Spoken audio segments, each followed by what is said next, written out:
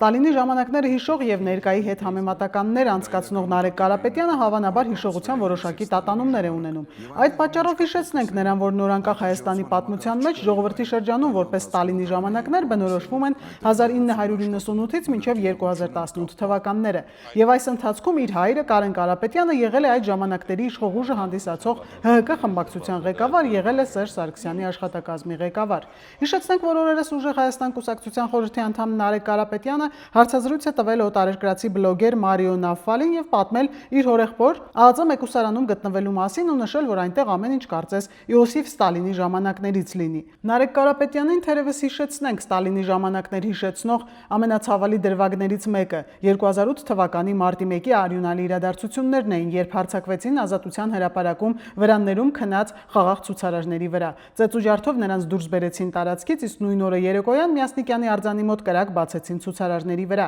ինչի հետևանքով զոհվեցին 10 քաղաքացիներ։ Դրանից հետո բանտերում հայտնվեցին հարյուրավոր քաղբանտարկյալներ, այդ թվում Ղարաբաղյան պատերազմի բազմաթիվ ազատամարտիկներ ու հրամանատարներ։ Ի դեպ, մարտյան արյունալի իրադարձություններից հետո, երբ ազգային ժողովի արտահերթ նիստում քննարկվում էր խաղաղ հավաքներին մասնակից 4 падգամավորներին՝ Սասուն Միքայելյանին, Միասնիկ Մալխասյանին, Հակոբ Հակոբյանին եւ Խաչատուր Սուքիասյանին անձեռնմխելիությունից զրկելու եւ կալանավորելու մասին որոշումը, իր հայրը ՀՀԿ խմբակցության ղեկավարն էր եւ վստահաբար որոշմանը կողմ քվեարկածներից մեկը։ Նարեկ Կարապետյանը օտարերկրյա բլոգերի մոտ նեղսրտել էր նաեւ, թե ինչ փոքր սենյակ է եղել իր հորեղբոր խուցը եւ դժգոհել ջեռուցումից։ Տեղին է Նարեկ Կարապետյանին հիշեցնել, թե ինչպիսի պայմաններում էին պահվում վերոնշյալ քաղբանտարկյալները իր հոր իշխանություն եղած ժամանակահատվածում։ Բազմաթիվ առողջական խնդիրներ ունեցող մարդիկ մեծ աղմուկից հետո էին միայն տեղափոխվում դատապարտյալների հիվանդանոց, իսկ ավելի բարդ դեպքերում քաղաքացիական հիվանդանոցներ։ Տեսակցությունների ինչպիսի արգելքներ էին դրվում քաղբանտարկյալների հարազատների ու նաև փաստաբանների վրա,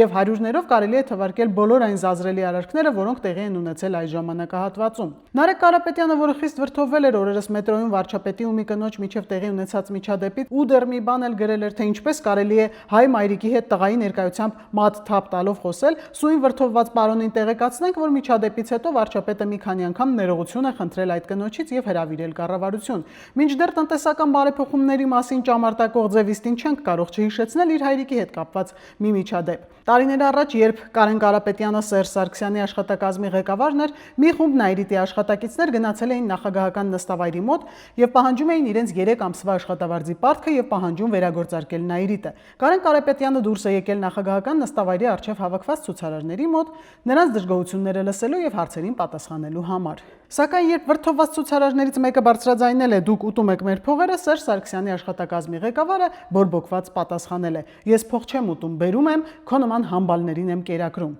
Ինչպես ասում են, finita la commedia, եւ ինչպես հիշում ենք, Կարեն Կարապետյանը իր պահվածքի համար ներողություն չխնդրեց։ Տարակուսելի է, թե ինչի վրա է այս մարդկանց հույսը, գուցե մարդկանց կարճ հիշողության։ Եթե այդպես է, ապա նրանք արդեն իսկ ձախողել են։ Մարդիկ այդ զրկանքներով եւ արյունալի իրադարձություններով 20-ամյակը երբեք չեն մոռանա, ու որևէ խելամիտ քաղաքացի այդ օրերի վերադարձ չի ցանկանա։